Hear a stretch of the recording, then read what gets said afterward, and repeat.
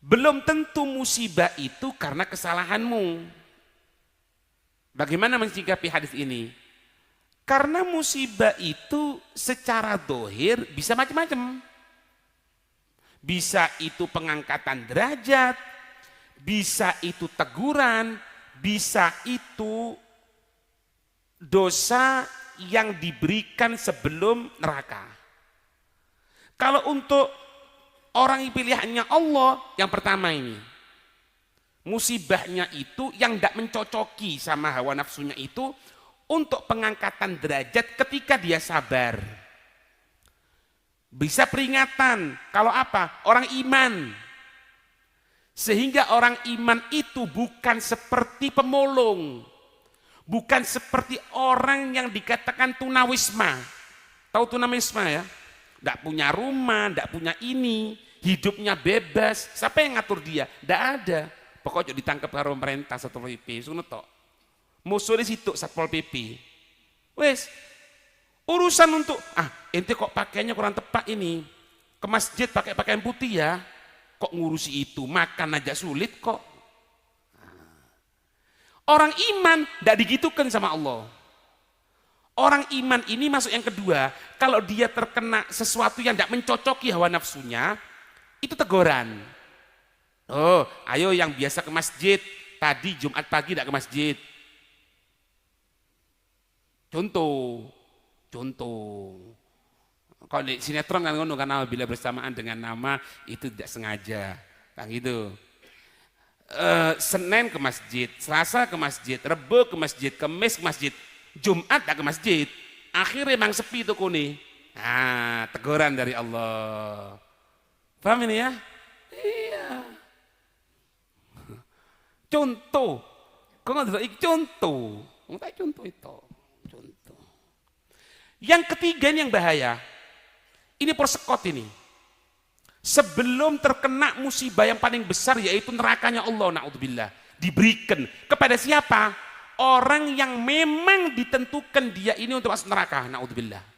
Nah, kita orang kan tidak tahu. Sesuatu yang tidak mencocoki sama kita ini apa ya? Maksud kita katakan kita diuji. Kita diuji itu orang-orang pilihannya Allah. Atau misalnya, oh ini anak ditegur sama Allah. Mungkin. Atau bisa juga, na'udzubillah, jangan-jangan bersekot. Intinya dari semua pemikiran tiga itu, segala sesuatu yang menimpa kepada kita, yang tidak mencocoki dengan hawa nafsu kita, itu bukan murni karena kesalahan, tapi karena takdirnya Allah. Ini ngomong takdir sekarang ini. Kalau ditakdirkan sama Allah ya enggak. Misalnya delokon wong sing ndak sembayang, ndak ulah apa-apa, sing nyembah selain Allah, mek bondo patung ngene-ngene tok. Tukuni rame. Kemudian kita katakan itu rahmatnya Allah, bukan. Dilupakan sama Allah. Itu loh. Kenapa ya kok gini? Kita orang kok gini ya, kita orang gitu. Ini, ente ditentukan sama Allah masih seperti ini. Dia ditentukan seperti itu masih sama Allah. Bukan karena ente ini, bukan karena itu, bukan.